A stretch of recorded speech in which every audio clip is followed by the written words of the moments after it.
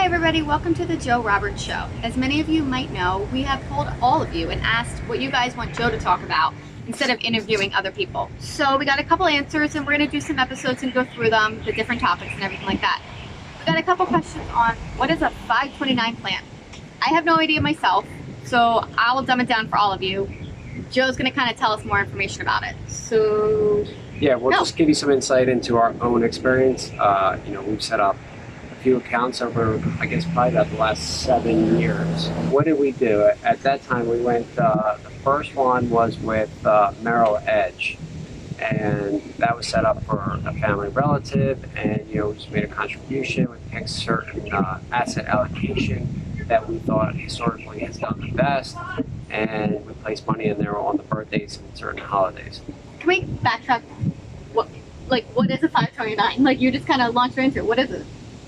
Like, what if someone like me didn't know what it was? A 529 college savings plan. It's kind of like a IRA for education. So you put in income that already has been taxed into a college 529 plan. Now, this used to only be for going to college. Now, over the last couple of years, the government has changed the rules and now it can be used for certain K through 12 expenses at private schools. Annual cap of only $10,000 per year. But so now you can use it pretty much K through, college. So if you want to enroll your child in some like hoity-toity elementary school, like a private elementary school, you could put the money into that. Correct. You could, use your 529 plan to fund that at up to $10,000 a year, and after you make the investment into the plan, it compounds on a yearly basis, tax-free, when you withdraw it, so far as it's used for the expenses of school. So you had talked about when you kind of launched into it that people like put in money for the holidays. So I know like my parents and grandparents and all, they put in money for the Christmas and all that stuff so the kids don't get crazy stupid amount of toys, but there's a limit that one person a year can put into that, or through 5 years, and I don't understand what is it. So typically, when you gift somebody money, there's an annual limitation of $15,000 a year without filing a report. So there's also a way that with 529s that you actually can contribute up to 5 years forward. So that would be $75,000 a year in 1 year. And then you would have to file something though, with your tax return. But yeah, so far we haven't done that. We've only been investing periodically over the last few years. The last 12 months or so, we kind of cut that off because the stock market was just way too hot, and we thought there's better ways to allocate capital. It depends on your situation and what obviously is going to work best, but consistency, dollar cost averaging over a long period of time has always historically done the best. So you said like stock, so it's like an IRA or a Roth, that it all varies on the stock market. Correct. Yep. It all varies on how well the stock market does, and they give you some options of what you can pick. So you could pick like a more aggressive one, or at least, what do you call that? Like, what's that? Business terms, is there allocating or? You're just allocating to certain, growth funds or small cap, mid cap, large cap. Cool. So how are they taxed, or are they taxed? Well, you're using your own income that's already been taxed when you're putting it in there. So far, if you're using kind of education expenses, there won't be any tax on the withdrawal to pay for them. Okay. And so you're the account owner. Our children are the beneficiaries to each account they have, but we don't technically need 2 accounts. Is that correct?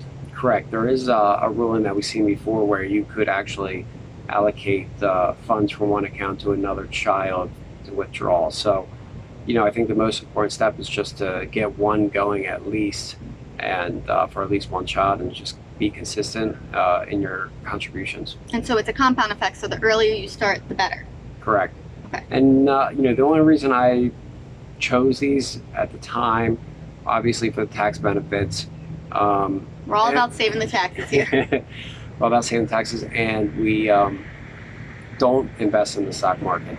So this was our only allocation of the assets going to the market. So we're just playing with our kids in the market. Okay.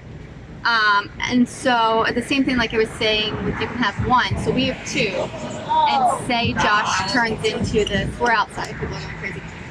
Say Josh turns into this amazing soccer star. You know, joins the majors or gets a full ride to college. He then won't get taxed to take the money out of his account if you get a full ride. Correct. There's special guidelines, and obviously always something to change with this government. But with some full scholarships, you might be able to withdraw all your investment without being taxed. But if you withdraw it without college, say like your child doesn't want to go to college and they, want the money that has been saved for them. If they do withdraw it for non-education purposes, then there's a tax. Then there's tax and penalty. Okay. So there's, as of right now, there's taxes and a 10% tax penalty on top of it. Okay. So they can use it for trade school, even anything. So basically anything after kindergarten for education. So we couldn't use it right now for daycare. Correct. And they're not allowing it for homeschooling yet. But well, may not. You never know if anything changes with that. Who the heck knows anymore? Okay, so just summing it all up real fast. Let's kind of make this a quick one. Anyone can put into it. I know, like, we give family members a link, so they don't have to pay us, and we have to put the money in the link. That's just a big thing. But there's like straight up a link they just go to, put the money themselves, and then it prints out almost like a little card, and it's like, my mom and pop donated to so and so's college fund, and here you go. So you get an email, so it's pretty simple. They don't even have Correct, to do and anything. that's through Vanguard. We use Merrill Edge and Vanguard. The most recent's been Vanguard. They seem to be very easy to set up, in minutes, and they also give you that code that you can use to give out to relatives so they can contribute directly to it. So there's more than one company that you can do a 529 through.